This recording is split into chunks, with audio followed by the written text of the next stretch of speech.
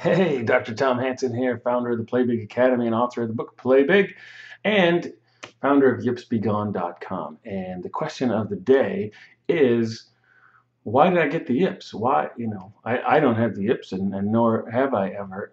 But for you to be asking, well, why did I get the yips? Why do people get the yips? I mean, and I've been working with this problem for the last 5 or 6 years, and often multiple people in a day. And I'm here to tell you that ultimately, I do not know. I don't know, like, what exactly is the mechanism that causes it, and who exactly is going to get it. There's some tendencies, there's some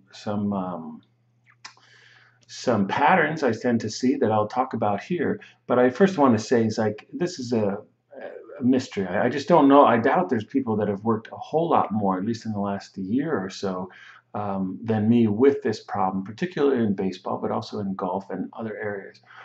And someone can say, well, it's this, and I see different things. It's like, well, when they hold their club a certain way, after a while they develop the yips, and maybe. I just don't know. I take a very pragmatic approach, which is, someone says they're having this problem, then they're having this problem, and I don't have to. It's not about a diagnosis for me, and I know how to attack it, and successfully, most of the time, a huge majority of the time, get it out, or get the person at least to where they're being able to be really happy, reaching what I call the diabetes stage of the yips, where it's like, wow, that's inconvenient, but it doesn't stop you from doing what you really want to do.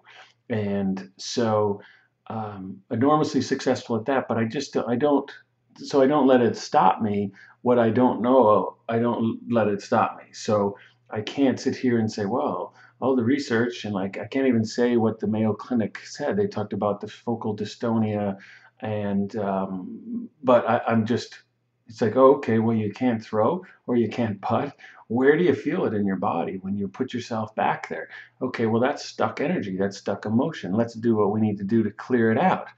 And that's what I find people people want. When I work with people, I say I have two ground rules. One is that you just do what I say, or somewhat more akin to a chiropractor. It's like, you don't necessarily talk things through a lot.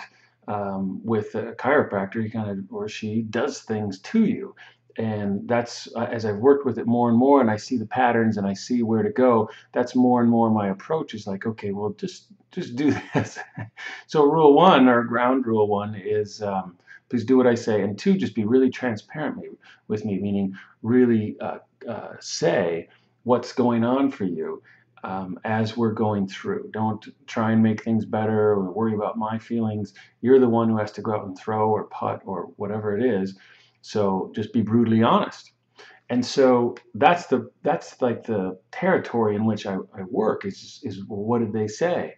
And then, on what are they feeling? And that's what we work in. I don't, I do have a PhD, and I've done research and know research fundamentals. At the same time, I just find that people mostly want to play better rather than have overly scientific explanations of things. So why would you get it? There'd be some predisposition that you have. Most likely, you're quite smart, and you think a lot, and maybe well, almost for sure, you care way too much about what other people think. I mean, it's important to think about what other people think, but you probably care too much, especially authority figures. There's been, like, you made a bad throw, and then the coach said, throw the ball, and then you've never been the same since, because that just locked you up. Again, it's just like a traffic jam or an energetic block that is clogging up your system. Not so much just, I say, oh, it's in your head. It's like, I understand that, but to me, it's not. And nor do you get rid of it by not doing it. This is a topic for another video, but I just had talked to two people in the past week who their coaches said, oh, take a bunch of time off from the activity. And in my experience, that is not the way to go. I've worked with a lot of people in their 40s who got the yips in their 20s and now can't play catch with their kids. Even though they didn't throw for about 20 years, it's still there. So there was something about them, about their wiring, that predispose them to have an experience that caused this blockage. And um, that's what I have to say about that. I think I'm just trying to portray a picture. It's just like you didn't do anything wrong. That isn't like you're guilty of something. It isn't that you messed something up. It isn't like your dad's fault or your mom's fault. It's something that the condition was such that you got this. And I must say that with a lot of the people that I work with, I can't say all, but an awful lot of them, it ends up being a twisted blessing that they're able to parlay into that something bigger and better out of themselves than they would have been able to do had they not gotten the yips. So I don't rush people into that. Oh, this is a blessing, but in time, like most adversity, it works out that way. And certainly when I work with someone, that's an end goal for me. Is like, wow, to have them feel like, wow, it was. I almost would say that it was a really great thing that I got this because of where they're headed. So that's what I have.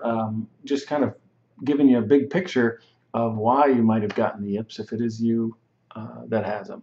And I hope it's not, but if it is, I'm sure I can help you. Check out yipsbegone.com.